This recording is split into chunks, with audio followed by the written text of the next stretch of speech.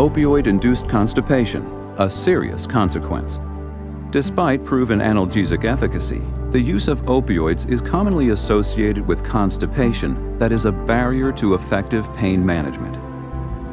Opioid-induced constipation may be debilitating and can even cause patients to discontinue much-needed pain relief. Opioid-induced constipation can be a persistent problem because tolerance to the constipating effects of opioids rarely develops. The opioid dose that produces constipation may be fourfold less than the analgesic dose.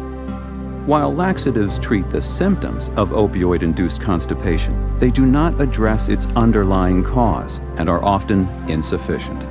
Understanding the science behind opioid-induced constipation reveals why it is important to have treatment options that target the actual cause of this common and troublesome effect of opioid therapy.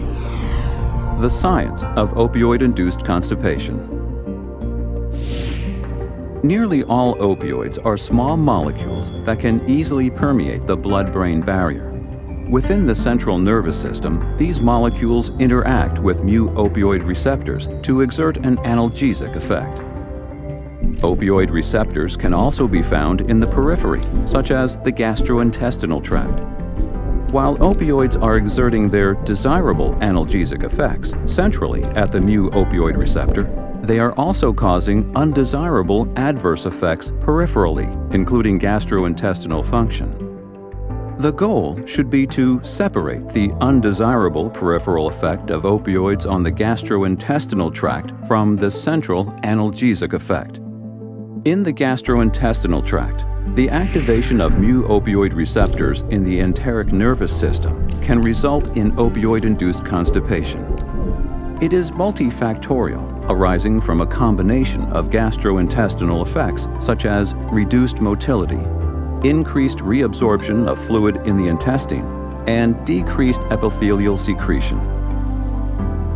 Since opioid-induced constipation involves this decrease in intestinal motility, fiber intake in these patients could cause bowel obstruction and potential impaction. And while laxatives may treat the symptoms of opioid-induced constipation, they lack the direct effects on mu-opioid receptors, the principal mediators of opioid-induced constipation. Targeting the source of opioid-induced constipation. Relistor is indicated for the treatment of opioid-induced constipation in patients with advanced illness who are receiving palliative care when response to laxative therapy has not been sufficient. Use of Relistor beyond 4 months has not been studied. Relistor, methylnaltrexone bromide, is a peripherally acting selective antagonist of opioid binding at the mu-opioid receptor.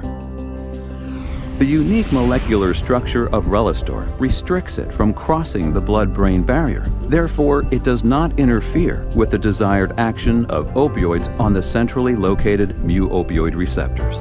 Relistor is specific to peripherally located mu-opioid receptors in tissues such as the GI tract. The targeted action of Relistor can result in the displacement of an opioid from mu receptors in the GI tract and block opioids from binding, thus inhibiting the opioid-mediated effects on the GI tract. Therefore, Relistor can effectively treat the constipation initiated by the peripheral action of opioids to mu receptors in the GI tract without compromising opioid-mediated analgesic effects on the central nervous system. By occupying the mu receptor in the GI tract, Relistor can restore your patient's bowel function. Relistor is indicated for the treatment of opioid-induced constipation in patients with advanced illness who are receiving palliative care when response to laxative therapy has not been sufficient. Use of Relistor beyond 4 months has not been studied. Relistor is contraindicated in patients with known or suspected mechanical gastrointestinal obstruction. If severe or persistent diarrhea occurs during treatment, advise patients to discontinue therapy with Relistor and consult their physician. Use of Relistor has not been studied in patients with peritoneal catheters. Safety and efficacy of Relistor have not been established in pediatric patients.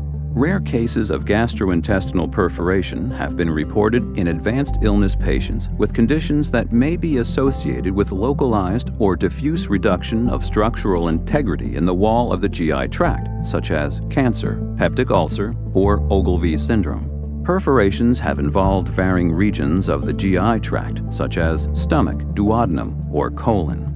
Use Relistor with caution in patients with known or suspected lesions of the GI tract. Advise patients to discontinue therapy with Relistor and promptly notify their physician if they develop severe, persistent, and/or worsening abdominal symptoms. The most common adverse reactions reported with Relistor compared with placebo in clinical trials were abdominal pain, 28.5% versus 9.8%, flatulence, 13.3% versus 5.7%, nausea, 11.5% versus 4.9%, dizziness, 7.3% versus 2.4%, diarrhea, 5.5% versus 2.4%, and hyperhidrosis, 6.7% versus 6.5%.